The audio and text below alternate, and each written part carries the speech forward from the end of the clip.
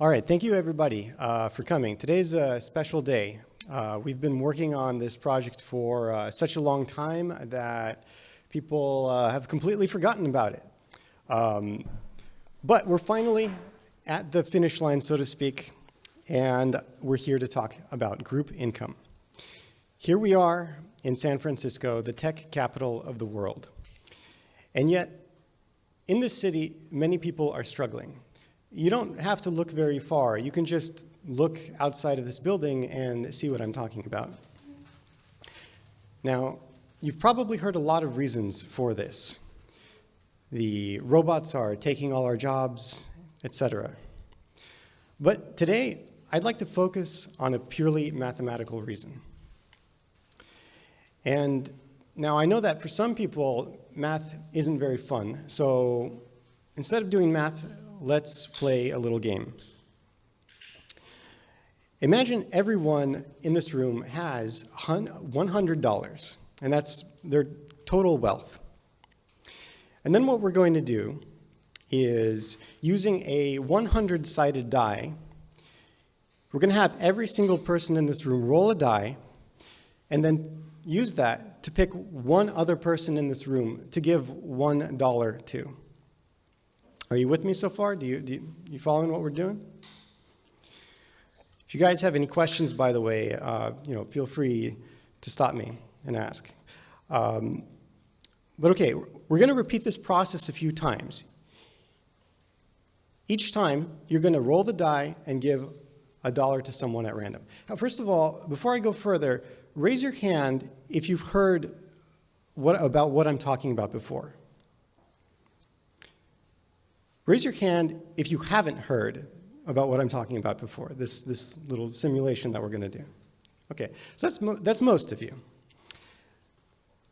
Okay, so the question is, after we do this process enough times, what do you think is going to happen? Would any of you like to take a guess? Well, I guess the question is, like, in terms of the distribution of the amount of money in the room, what's going to happen with that? It should stay the same, right? Okay, well, we don't have to ask this question, and we don't have to guess, because what we can do is we can ask an AI to write a simulation for us, and then run the simulation and see what happens. So that's what I've done. And don't worry, I've also checked the code, and I made sure that it actually all makes sense. I am a software developer, after all. Okay, what we have here is a big green square. Now, it's a big green square because this is actually 100 colored bars, 100 bars that are at the moment green, stacked right next to each other. And it's a big square because the value of each of those bars is, as in our setup, it's $100.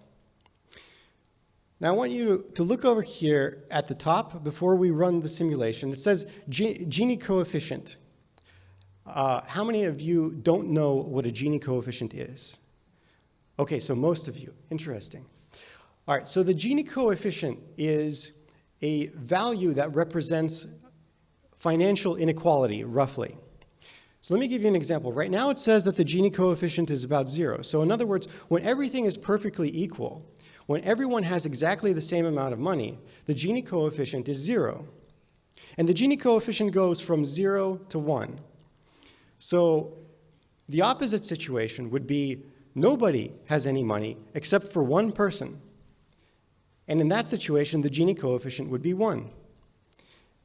And it goes through a range between that. So the next item we have is the round number, and then we have the epoch number. The epoch number is just the number of 200 rounds worth of events, of transactions. And the reason why we have an epoch number is because we're going to keep track of the richest person in the room. So for every 200 rounds, we're going to draw a little red triangle underneath the richest person in the room, and it's going to point at them. And we're going to do this so that we can see what's happening with them. Are they getting rich and staying rich, or are they getting rich and immediately losing their money? Let's just run the simulation and see what happens. So the guess was that everything should basically be roughly the same. Let's see what happens when we do this.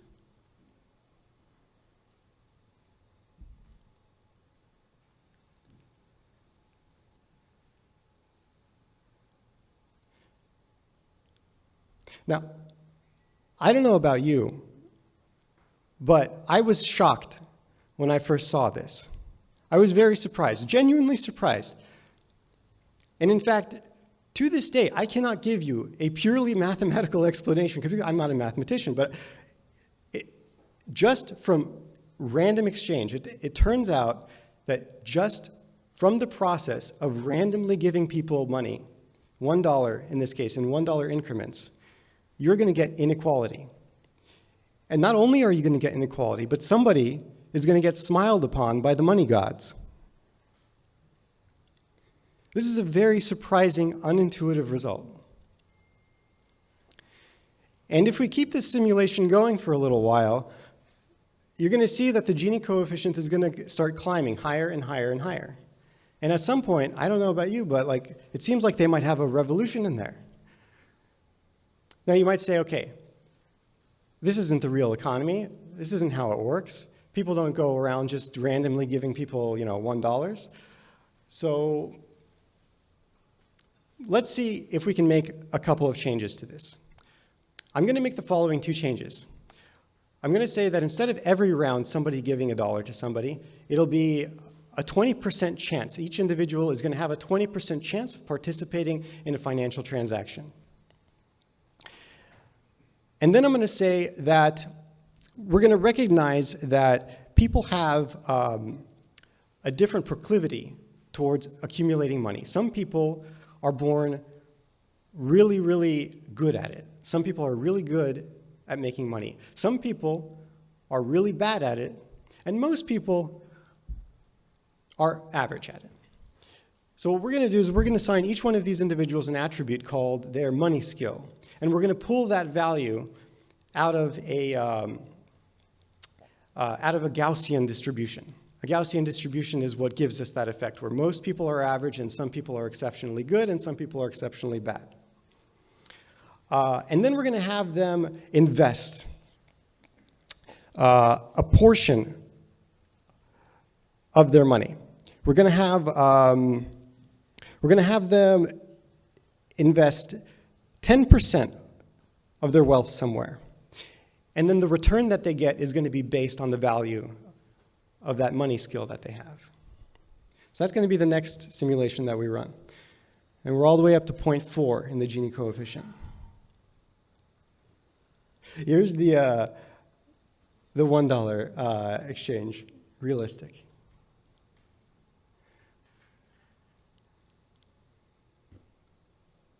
You can see that it's pretty bad. Pretty much everyone has, relative to one person, lost practically everything.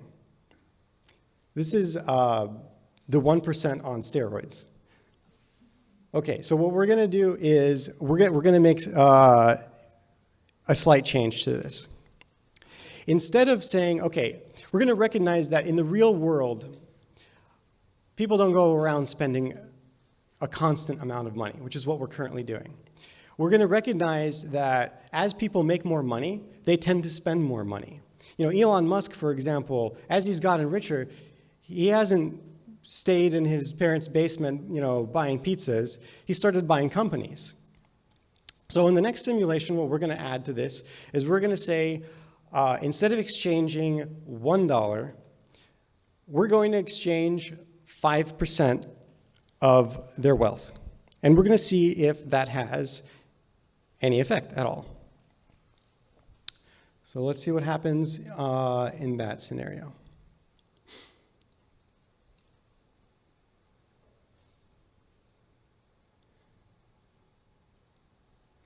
Interesting.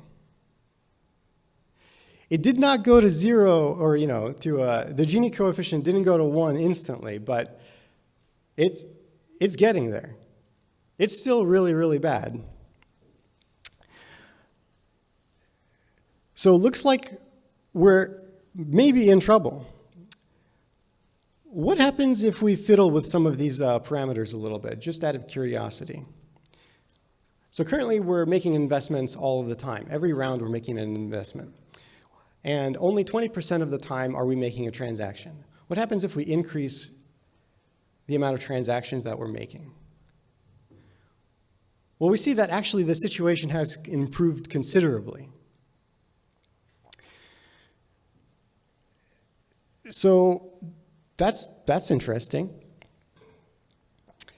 It seems like increasing the number of transactions that are happening relative to the amount of investment that's going on improves the situation quite a bit. In fact, what happens if we decrease the investment percent?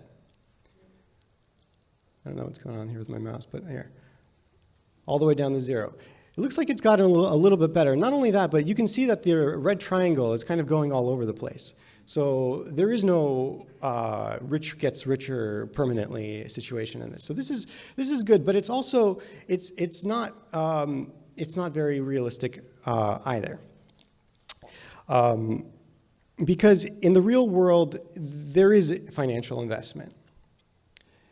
In the real world, the amount of transactions that rich people might be making might be lower than the amount of investment that they might be making. So let's see if we can play with this a little bit more and do one more simulation. What we're going to say is that we're going to give individuals one more attribute. In addition to a money skill, they're going to have another attribute called generosity. And we're going to pull that number, again, from a Gaussian distribution.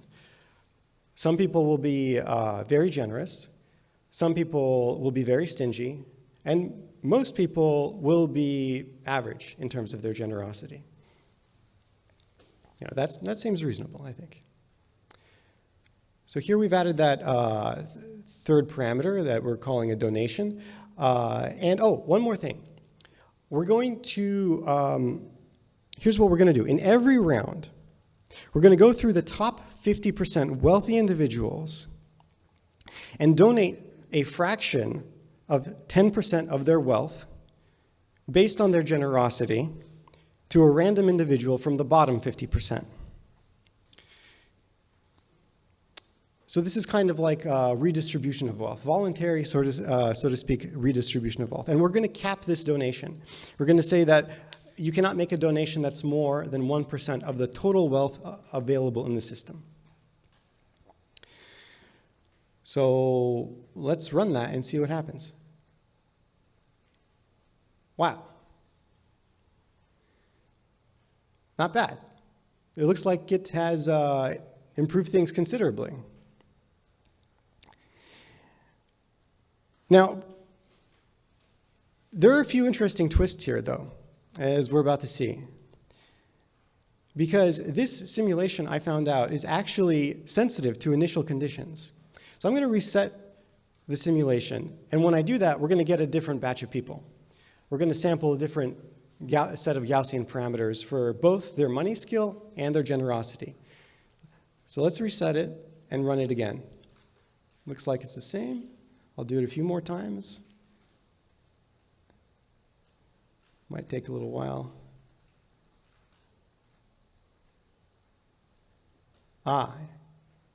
Okay, now it's going a little bit lower, huh? Okay.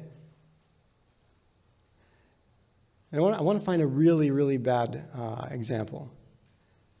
Okay, there we go. Looks like we found one. It's not that bad, but it's worse than what we saw before. Let me see if I can get like a really bad one. If you run this enough times, and you can do this by going to groupincome.org/simulation yourself. Oh, yeah, we got one. Just needed to run for a little while. Yeah, you can see that actually, even in this case, what we could end up is we could end up with a whole bunch of Scrooge McDucks who are really good at investing and just by chance are really stingy. And in that case, they're making stingy donations, and it's not enough to improve the situation. So you can play with some of these sliders. You can go here and, for example, you can increase the amount of transactions. If we increase the amount of transactions, it actually stabilizes. It gets much better. If we decrease the amount of donations, it gets worse. Again, so if we say there's a lot of transactions going on, every round and no donations, things are still bad. But what I want to point out here is actually, these two figures, both of these sliders, if we decrease these sliders, so if there's few transactions and there's few donations and there's a lot of investing going on, then we get a catastrophe. In other words, the Gini coefficient here really depends not only on the amount of generosity, but also the circulation of money in the system. In other words, how much the rich are purchasing in the economy. So if you're conservative, you might say, well, we don't need any donations. All we need is trickle-down economics. And you would be actually right. That, yes, if you have a lot of transactions going on, it does help a little bit. But you're not always going to find yourself in a situation where it works out. So it really helps to have both. I saw you had a question. Yes, okay, so the difference between, the question is, what's the difference between transactions and investments? So transactions it's kind of at the start when I said we're going to randomly give people $1. So that's what it is, except here instead of giving people at random $1, for example, they're buying a cookie, they're giving 5% of their wealth for something, whether it's a purchase of a car or a house or a company or a cookie. And investment is when they take their wealth and they put it into some kind of financial instrument that gains value, that they can extract from the system in some way and hold on to that money. What the point of this is that what we really need is we need to have both. And that's the thesis, that's the basic thesis of basic income and group income. There are many ways of doing basic income. You can have a large government program, for example. And basic income, by the way, is, if you're not familiar with that term, it's when a system is trying to give everybody in that system a constant amount of money, not for doing any work, not for producing any kind of product or service, but just a constant amount of income. You can think of it as Social Security, not just for the elderly, but Social Security for everyone. That's the basic idea of basic income. And one of the primary ideas behind that is a government program. Now, one of the issues with the big government program is that it needs to deal with a lot of fraud. In fact, every basic income system needs to deal with fraud. Because you have to be able to identify all of the people in that system. If you're not able to do that, a bad person can spin up fake identities and collect a whole bunch of checks and then defraud the entire system, and then the entire thing collapses. So in fact, in the Social Security system, we lose billions of dollars every year due to either fraud or mistakes. So group income, on the other hand, is a completely voluntary and decentralized way of doing this sort of wealth sharing. And it's based on Dunbar's number. In other words, the average number of relationships a human can maintain. So what we've done with group income is we've created a decentralized private system that works on a small scale. Because it works on a small scale, we are pretty much immune to identity fraud because everybody actually knows everybody. And there is no Social Security number to steal to create a claim in your name. You will know exactly who you are paying, and if you're pledging, and if you're receiving, likewise. And finally, everything in group income is end-to-end encrypted. What that means is that the information in group income is not even available to the people who are running group income, unlike most of the web software that you're used to today, where the system administrators, the company, knows everything that's going on. So all of this information stays private. And I'd like to give you a quick demo, a quick tour of group income. We're going to start by inviting a friend. So here I have group income open. So what I'm going to do is I'm going to add a new member. I'm going to copy this invite link. And I already have a group created with one person in it. I'm going to now close this browser and open another browser and copy paste that link and cannot contain uppercase letters, right? And create an account.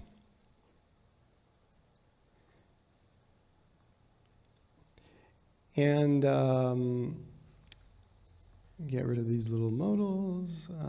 Yes, I want notifications. So now we're waiting to join the group. Because group income is completely decentralized and end-to-end encrypted, you can't actually join the group if there's no one to give you the secret key to actually be able to read the contents of the group. So the moment somebody opens the app, who is already in the group, let me do that right now. I'll open Safari. Then boom, we are in the group.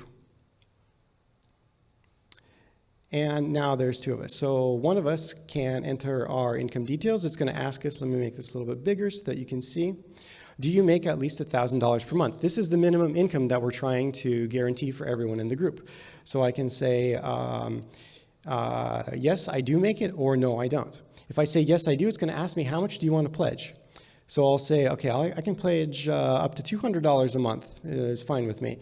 And you know, there we go. One person has pledged, and you can see now the bar graph showing that. And for the other person, they can say, no, you know, I make, it's gonna, if you say no, it's gonna ask you, well, how much do you make? And you could say, I make $500 a month. And then you can tell them how you would like to be paid. So for example, by PayPal or Bitcoin or whatever you want, Lightning Network. You could add in your email here. And then here we have group income calculating exactly how much Joe needs to send to Greg. And that is the basics of group income. Group income, the way that it calculates payments, which is what I want to show you next. Here we have a simulation. Let me make this bigger. The group income simulator, which you can play around with yourself at groupincome.org/simulator. If I add somebody who's receiving a payment here on the right, and then somebody who's pledging, someone who says they need $10, in other words, and then someone who is willing to give $10, there's one payment to be made. And let's say we have a group of 3 people, both needing $10, then group income will calculate and say, well, one person needs to send $5 to 2 people. If there's an even number of people, it will minimize the number of transactions that need to be done, and we'll have just one person pay the other and the other person pay the other. And we don't actually do payments within group income itself because the financial laws require us to either break decentralization or end-to-end encryption or both. And end-to-end encryption and decentralization are a hard requirement for the software that we're building. We want this information to be private to the group. So it will tell you who to send who how much, and you can use whatever payment you want, whatever payment method you want. The upshot of this is that group income will work literally everywhere, even in North Korea. So let's have a look at some other group income features. In addition to being able to send payments, you can also have non-monetary contributions in the group. So for example, somebody might say that they'd like to give cooking lessons, or maybe they might want to give piano lessons. And then Greg will say he will give pull request reviews, which is something I've been doing a whole bunch recently. So group income is built on the philosophy that everyone has value to contribute to society, including those people whose money skill attribute is low. They might have some other skill that is really high. So everyone has value to contribute, and group income allows them to express this value in different ways, not just financially, but also through other kinds of services or gifts or whatever the case may be. And group income also has a fully built out chat system as well. So for example, if I want to send a photo, oh, interesting, okay. In Safari, apparently that's not working at the moment. Well, anyways, you can send file attachments. I can attach it this other way. For example, go here, take a photo of a nice turtle, and attach it that way. Drag and drop, apparently. That's a bug that we need to fix. Okay, and we can add a chat message. Hello, Joe. All of this is end-to-end encrypted. So we've built out a chat system that is actually remarkably sophisticated, very user-friendly, and at the same time, completely end-to-end encrypted. You can think of it kind of like an end-to-end encrypted version of Slack or Discord. And it supports group viewable chat rooms, completely private chat rooms, direct messages, etc. It's designed for you to be able to have a small community that supports one another and run that community. You can also create proposals, you can vote on things, you can do all kinds of other stuff that I'm not going to show. And that's the basic idea of group income. So let's go back to the slides. We are announcing it here today. After 9 years, it's finally ready to be used because we've been working on all kinds of really complicated stuff and solving all kinds of very hard problems. But you can finally use it today. The new website will be up soon, but you can go to groupincome.app right now and sign up. What's the price? In the future, we might charge for hosting groups, but for now and for the foreseeable future, it is completely free. And it will always be free if you are self-hosting, because all of this is open source, and you can host it yourself.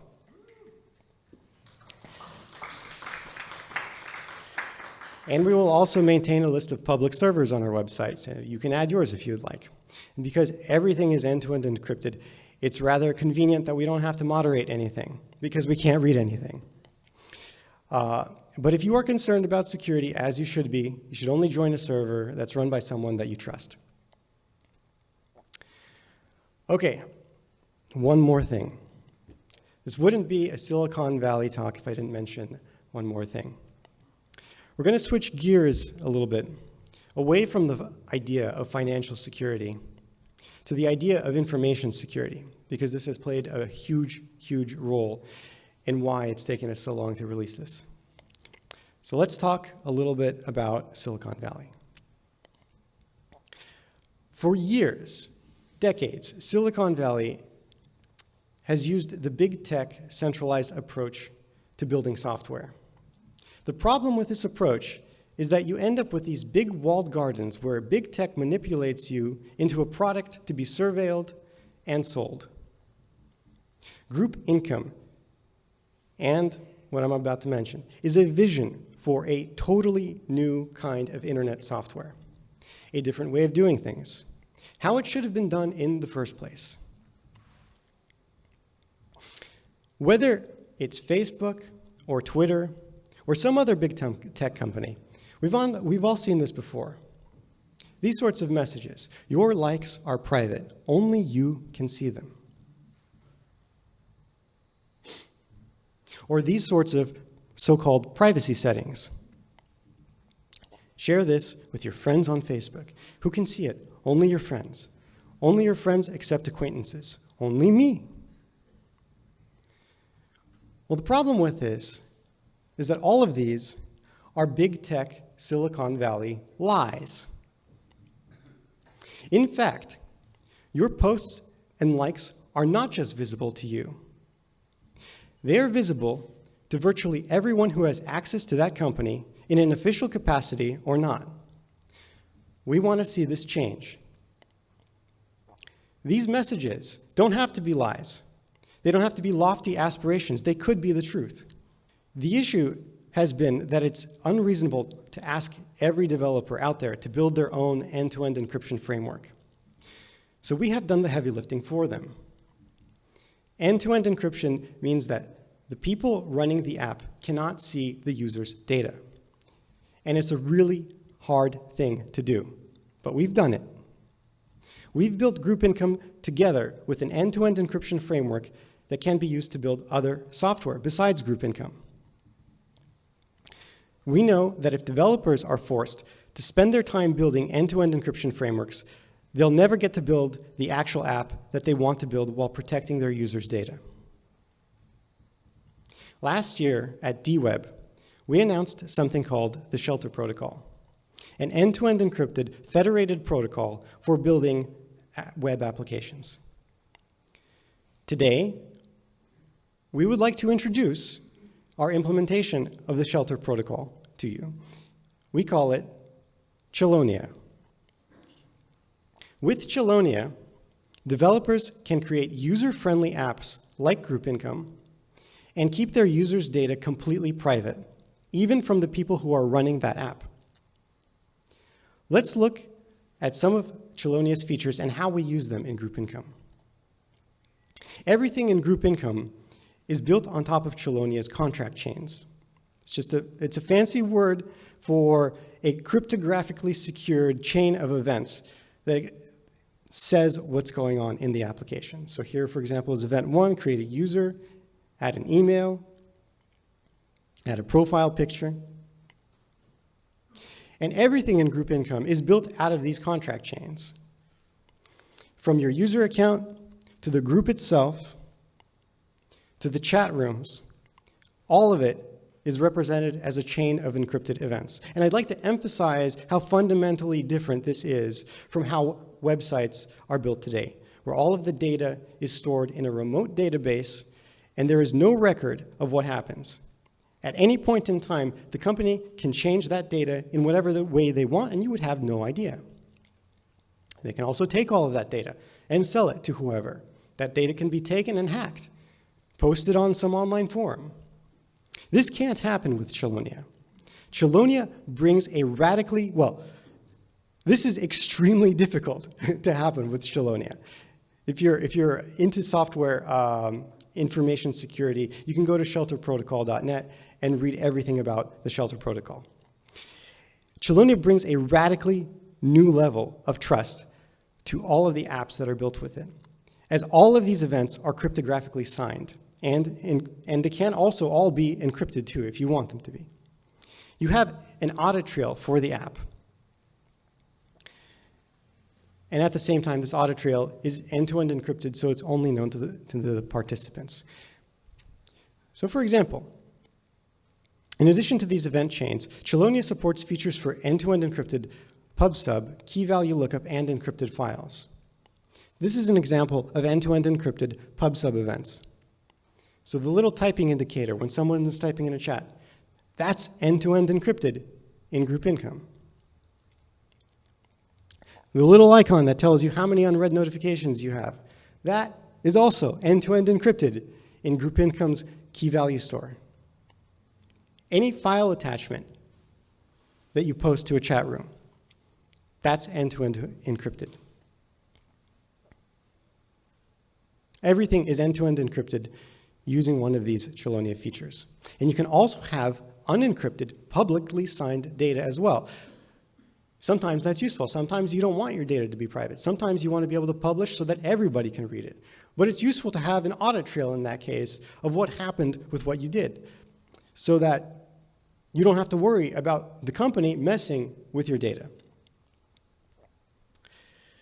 So Chelonia also offers integrity guarantees because everything is signed and hashed. We want to see all internet apps that people use on a daily basis become end-to-end encrypted. And we want these apps to be able to talk to each other even if they're written by different developers or run on different servers. Imagine your files, your calendars, your contacts, all of them end-to-end encrypted. We want every developer to be able to do this. So thank you for that. I want to also thank the team, because everything you saw today here is the result of many, many years of hard work by many individuals from all over the world. Many of them couldn't fly in to be here today, but I'd like us to still give them a round of applause for everyone who contributed to group income and Chelonia. And I'd also like to thank all of you for being here today as well. And finally, I'd like to thank everyone who has donated to the OK Turtles Foundation. I see group income as a way to help provide for the financial security for the people who are important in my life. And I see Chelonia as a way to help provide for the digital security of the people who are important in my life. And if you'd like to support that mission, we are looking for sponsors to help us take this work to the next level. If that's you, please get in touch with us. hi@okturtles.org. And we're also always looking for great InfoSec developers to join our mission as well. If that's you, please reach out. So that's all. Thanks, everyone. I'll take questions before Ricardo talks to us about how passwords work in group income and Chelonia. He's one of our developers. He'll be joining us remotely. So if anyone has any, thank you guys. Yeah.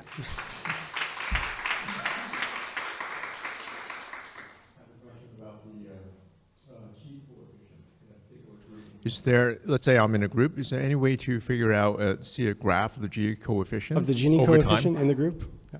Well, that's a great question. At the moment, we don't have that feature built in, and I'm not sure it would be a feature that, see, the issue with that is that people would have to enter their private financial information into that. And some people might not want to do that. And you can't figure out the Gini coefficient without that information. So we want to encourage people to participate in group income, including very, very wealthy people who might decide, well, I don't want to let everybody know exactly the amount of financial assets that I have. We still want them to participate in group income. That's why we ask them only to, say how much they want to pledge. Have you explored ways of zero-knowledge proofing that problem? Have we explored ways of zero-knowledge proofing that problem? In other words, of using zero-knowledge proofs to figure out the Gini coefficient? No, the answer is no, we have not. We've explored a lot of other very challenging problems, but not that particular one. It's all open source, though, so if you would like to do that, you're welcome to send in a pull request. Any other questions? Yes? I'm curious if you've integrated with any APIs and if there's any way to encrypt that data as well. Like, for instance, if you were to link it to your Venmo or link it to your Chase or Zelle or whatever. So have we explored linking it to any APIs? That's a great question, and that is probably something that we may do in the future. Again, we've solved so many monumentally difficult problems that we have saved other monumentally difficult problems for later. Because if we didn't, and we tried to solve all the monumentally difficult problems, you would never see group income ever be released. So that's a very difficult problem to solve, again, because integrating payments into the app is extraordinarily difficult because of how financial laws are written and because there's a lot of pressure to basically break the end-to-end encryption or, because of KYC and things like that. So that's a bridge that we'll come to later. Don't know why the laptop thing is off, but if there's any more questions, please let me know. That's the end of my presentation anyway, so it's not a big deal. Yeah. Yeah, I appreciate the Dunbar number as a way to sort of keep it a community focus on this. But the other question that I had was, I guess, thinking back to stories from my grandparents about, when the hard times hit, people would exchange and they would do bartering. What if the 150-person Dunbar number doesn't have someone to cut people's hair? There's no barbers in that group, but that would be a great thing to add. Are there ways of exchanging some of the skills of different groups in a way? Is that something? That is a really great question. So that is on our roadmap to get to at some point, is actually being able to grow group income while respecting Dunbar's number by connecting different groups to one another. Yes, so that is something we'd like to see. For the non-financial things, like you said, piano lessons or pull requests, so how is that distributed amongst the group? So that is just something that, again, everything in group income is voluntary. You can offer literal cash voluntarily, however much you want, or you can offer skills, and you can offer those skills, at any amount of hours that you'd like to contribute to the group. So I'm offering pull requests to the group income group. In fact, we do group income ourselves. The developers and anyone who contributes to group income can join the group income contributors group, and do this kind of stuff. And that's one of the non-monetary values that I add, is pull request reviews. And I do that at my ability to do that, yeah. Any other questions? Maybe a small feature request or whatever, but like on the topic of financial laws and all that nonsense. In the US at least, like there are limits on how much you can give to an individual per year. So you were talking about minimizing the number of transactions, but one problem I could see with that is you could go over the annual exclusion limit for the IRS, right? So is there some way in group income to say, like, minimize the number of transactions, but also avoid sending one person more than X amount per? That is a great feature request. That is brilliant. I love that. Yeah, at the moment there's no way to do that, but that is a good feature idea. Do you see it as there being a problem with people joining multiple groups, or do you expect groups to kind of establish their own standards around that, or? That is asking me to answer on behalf of other people, and I don't think I can do that. I don't know. There might some groups might decide if you join our group, you can't join any other group. Other groups might say, we don't care at all, join as many groups as you would like. I have no idea how this will actually play out in real life. I mean, besides how it's currently played out in our own group income group. And so far, there's only been one group income group, and that's been ours. But today, you guys can go and make your own. Yeah. Yeah, I was going to actually ask a question about that. In your experience of running this group income group, were there any lessons that you learned in terms of the social dynamics and how much people want to contribute? Could you speak to your own experience running a group income group? Sure, yeah. One of the things that I will say is that we added a feature into group income. Whenever a pledger sends a payment to somebody else in the group, we added a feature for the person receiving that payment to be able to say thank you in the app.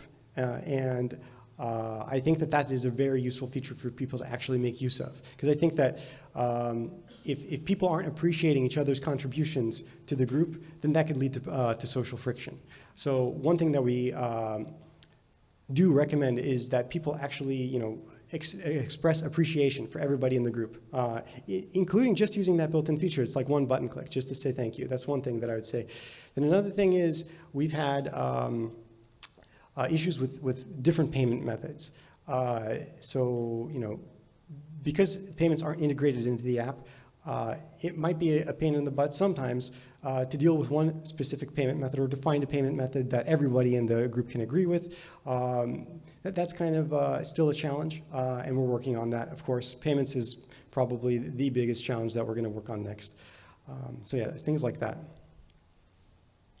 What if you don't have anything to contribute? Well, everybody has something to contribute, and that's why we also do have that non-monetary feature in there. Everybody needs to remember that,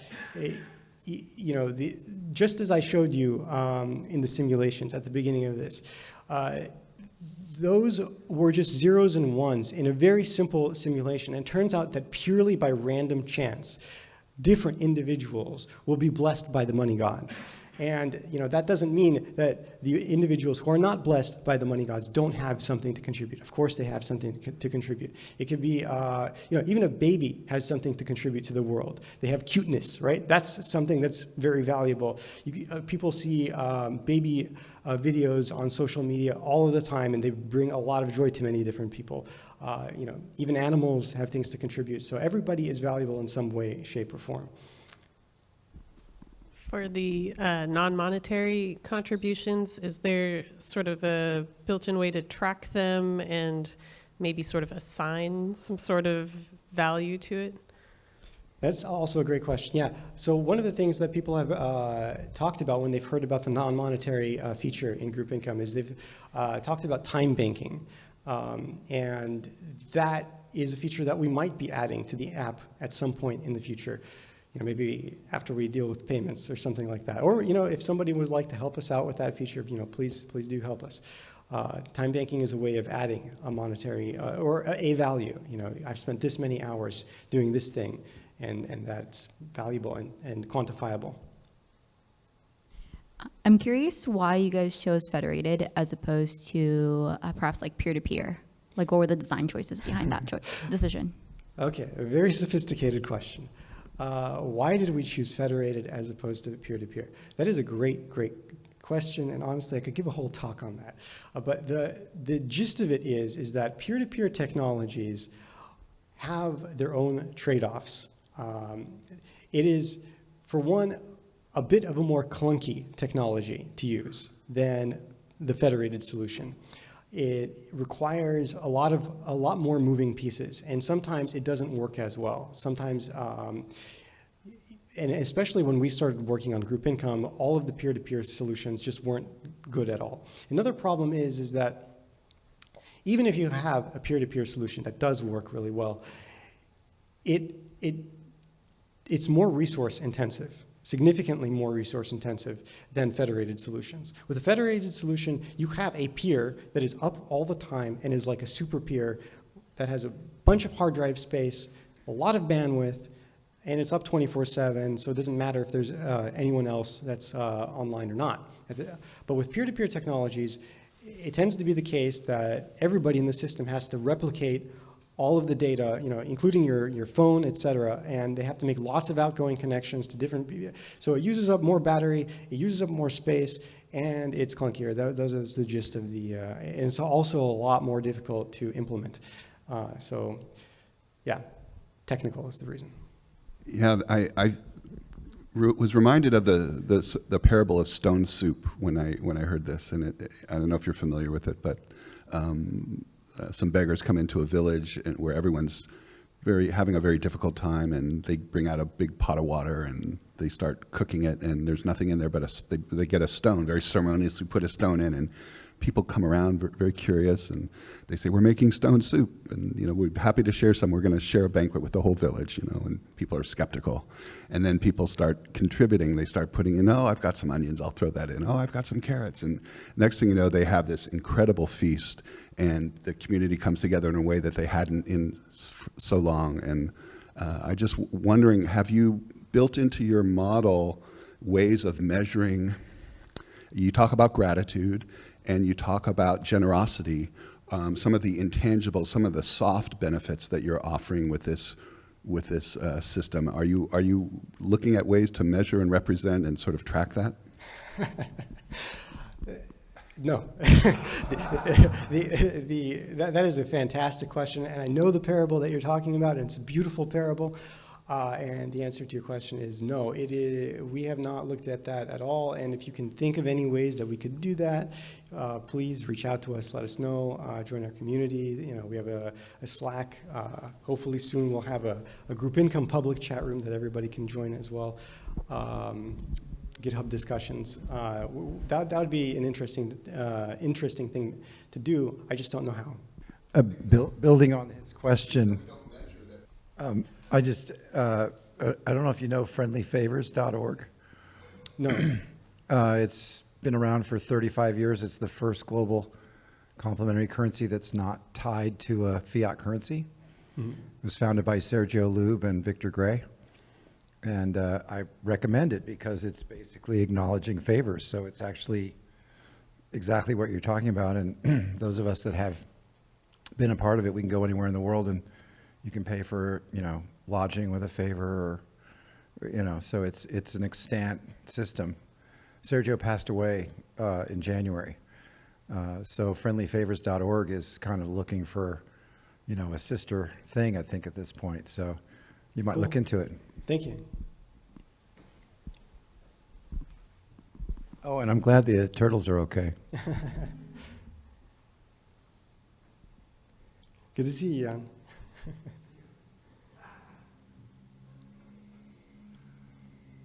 Are we good? No more questions? All right, thank you guys so much. Up next, we're going to have Ricardo join us. He's going to talk about how passwords work in group income as compared to how passwords work in other software. And it's going to be a little bit more technical, but hopefully not too much.